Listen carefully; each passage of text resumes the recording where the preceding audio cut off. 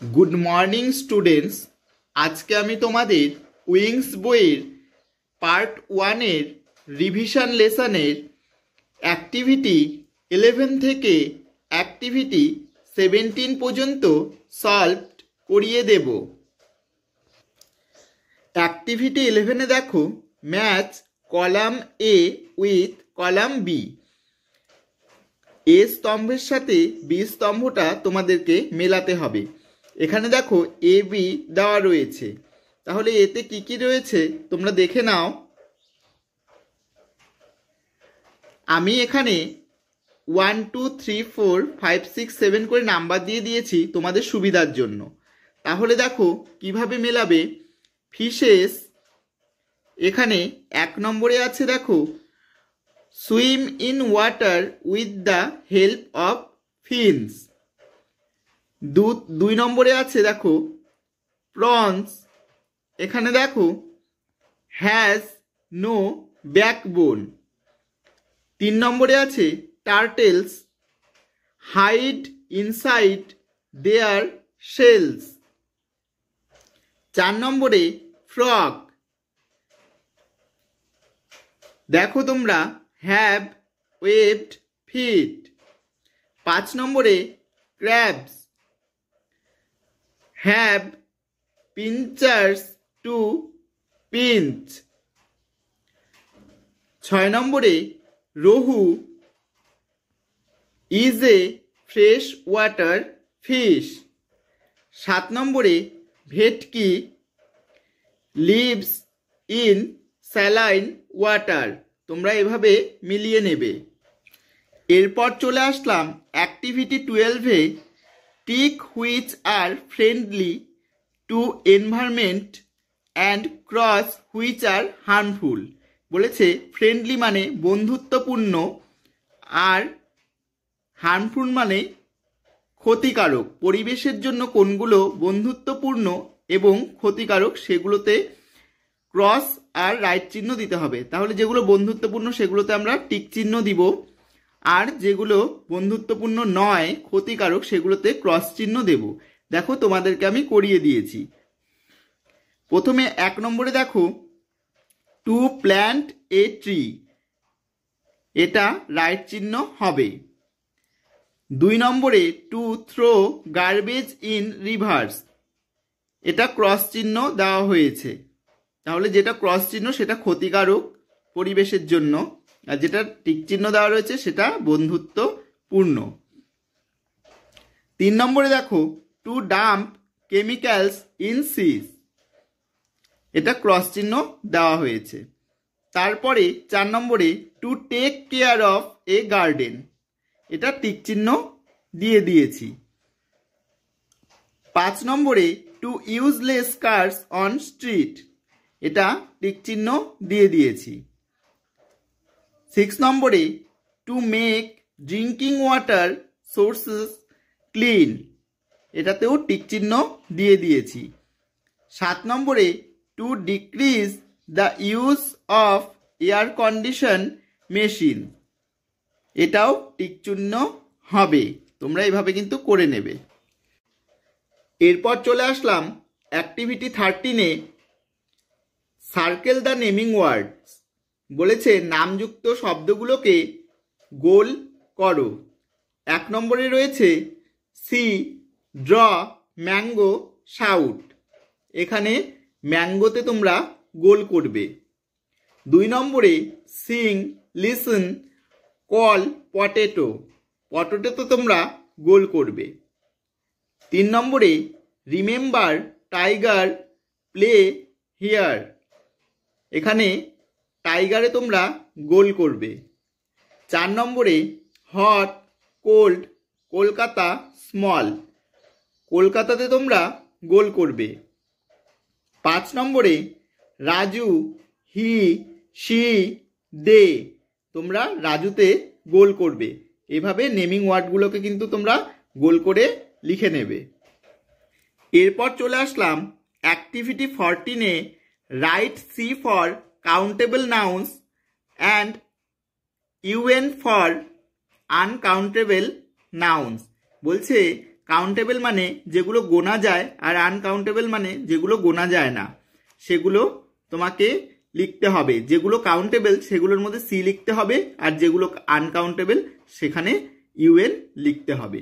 তাহলে প্রথমে দেখো সুগার রয়েছে, তো সুগার মানে চিনি, চিনিকে আমরা কিন্তু গুনতে পারবো না, তাই ইউএন লিখে দিয়েছি, আনকাউন্টেবল।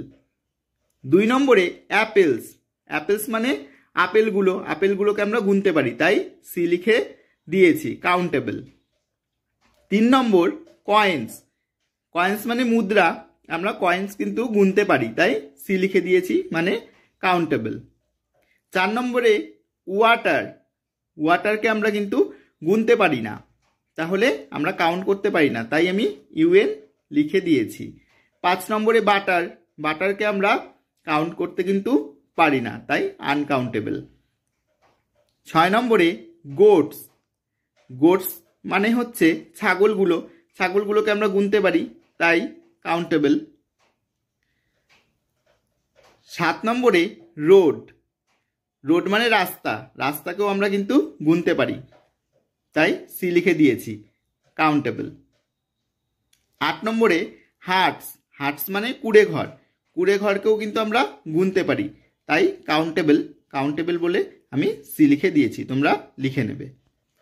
এরপর চলে আসলাম অ্যাক্টিভিটি 15-এ, underline the naming words in the following sentence. বলছে শব্দগুলির থেকে নামযুক্ত শব্দটির নিচে তোমরা আন্ডারলাইন করো। তাহলে যেই শব্দটাতে নাম বোঝাচ্ছে সেটার নিচে আমাদেরকে আন্ডারলাইন করতে হবে। 1 নম্বরে দেখো উই রিড দ্য বুক পাতাবাহার, পাতাবাহার একটি বইয়ের নাম, তাই এখানে আমি পাতাবাহারের নিচে আন্ডারলাইন করে দিয়েছি। তারপরে দেখো the name of my pet cat is Kutus, তাহলে কুটুস কিন্তু একটি এখানে কি বোঝাচ্ছে, বিড়ালের নাম, তাই কুটুসের নিচে আমি আন্ডারলাইন করে দিয়েছি। 3 নম্বরে দেখো we went to Mumbai last week, Mumbai হচ্ছে একটা জায়গার নাম, তাই মুম্বাইয়ের নিচে আন্ডারলাইন করে দিয়েছি। 4 নম্বরে Sealdah is a railway station, তা শিয়ালদা হয় একটা কি রেলের স্টেশন, তাই শিয়ালদার নিচে কিন্তু আমি দাগ দিয়ে দিয়েছি, শিয়ালদা একটা নাম। এরপর চলে আসলাম অ্যাক্টিভিটি 16-এ, সার্কেল দ্য ডিসক্রাইবিং ওয়ার্ডস। বলেছে বর্ণনামূলক শব্দে গোল করো। এখানে দেখো 1 নম্বরে রয়েছে the tall man rides on a bus, এখানে মানুষটিকে টল মানে লম্বা দিয়ে বর্ণনা করা হচ্ছে, লম্বা মানুষ, তাই টলের মধ্যে কিন্তু আমি গোল করে দিয়েছি। 2 নম্বরে she drew a beautiful picture, তাহলে সে একটা সুন্দর ছবি এঁকেছে, তাহলে ছবিটা কেমন এঁকেছে, সুন্দর, বিউটিফুল, তাই বর্ণনা করা হচ্ছে সুন্দর দিয়ে, তাই আমি বিউটিফুলে গোল করে দিয়েছি। 3 নম্বরে that is an old tree, বলছে ওটা হয় একটি বয়স্ক গাছ, তাহলে দেখো বা পুরনো গাছ, হ্যাঁ, তাহলে এখানে গাছটাকে পুরনো বা বয়স্ক দিয়ে বর্ণনা করা হচ্ছে, তাই ওল্ডে আমি গোল করে দিয়েছি।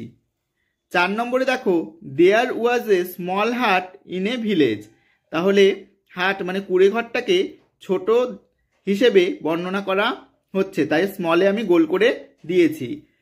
5 নম্বরে I took a wooden boat to cross the river, বলছে বোটটি কিসের, কাঠের, তাই বোটটাকে কি দিয়ে বর্ণনা করা হচ্ছে, কাঠ দিয়ে, তাই কাঠের মধ্যে কিন্তু আমি গোল করে দিয়েছি, তোমরা এভাবে করে নেবে।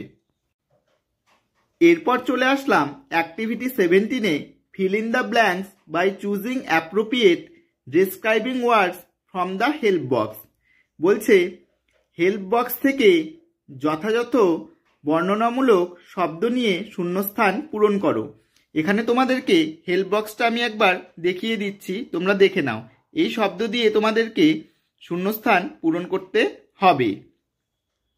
প্রথমে আছে দেখো 1 নম্বরে that is a ripe banana, শূন্যস্থানে রাইপ হবে। 2 নম্বরে গ্রিন ম্যাঙ্গো ইজ সাওয়ার, তাহলে এখানে শূন্যস্থানে তোমরা গ্রিন বসাবে।